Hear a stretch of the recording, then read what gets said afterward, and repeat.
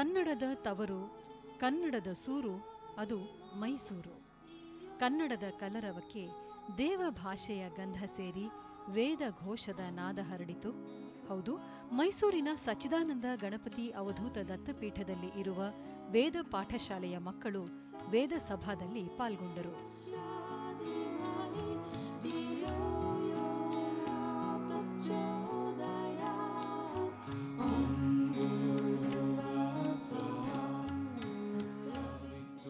ಮೈಸೂರಿನ ಈ ವೇದ ಪಾಠಶಾಲೆ ಒಂದು ದೈವಿ ಸನ್ನಿಧಿಯ ರೀತಿ ಕಂಗೊಳಿಸುತ್ತಿದೆ.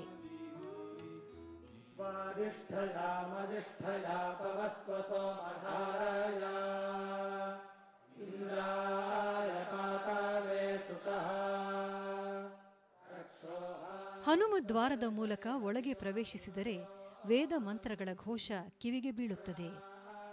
ಪ್ರಸನ್ನ ವದನದಿಂದ ಮುಂದೆ ಸಾಗಿದರೆ ಪ್ರಕೃತಿಯ ಚಿಲಿಪಿಲಿಯ ಜೊತೆಗೆ ಶ್ರೀ ಗಣಪತಿ ಸಚ್ಚಿದಾನಂದ ವಿದ್ಯಾಸಂಸ್ಥೆ ಇಲ್ಲಿ ಕಾಣುತ್ತದೆ.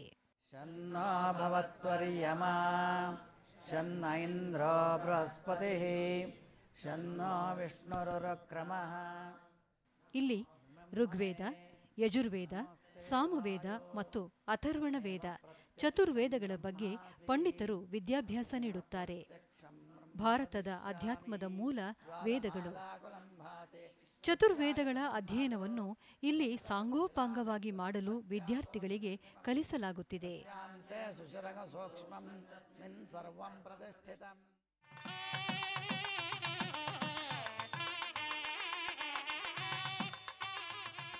ಇತ್ತೀಚೆಗೆ ಮೈಸೂರಿನ ಈ ವಿದ್ಯಾಪೀಠದಲ್ಲಿ 22ನೇ ವಾರ್ಷಿಕ ವೇದ ಸಭಾದ ಪರೀಕ್ಷೆಗಳು ನಡೆದವು.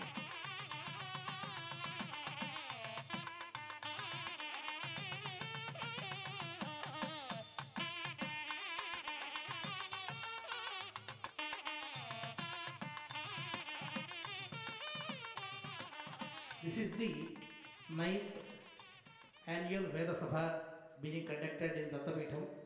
This Sabha is aptly called as Veda Vidvat Pravardhaka Sabha because it enhances the erudition of scholars who are chanting.